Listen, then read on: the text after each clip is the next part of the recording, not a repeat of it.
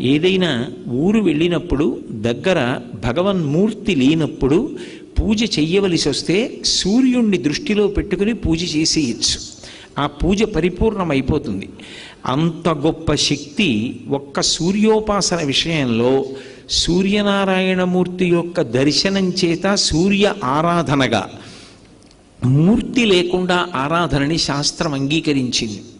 ఎవ్వడు సృజించు ప్రాణుల ఎవ్వడు రక్షించు త్రుంచు ఎవ్వడనంతుండెవ్వడు విభుడెవ్వడు వాడి విధమున మనుచు బినుచు హేలారతుడై అంటారు పోతన గారు భాగవతంలో.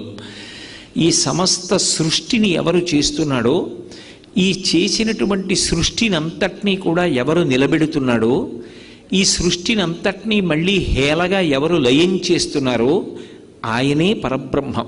ఆయనే ఒకనాడు సృష్టికర్త బ్రహ్మగా కనపడతాడు. ఆయనే ఒకనాడు స్థితికర్త శ్రీ మహావిష్ణువుగా కనపడతాడు.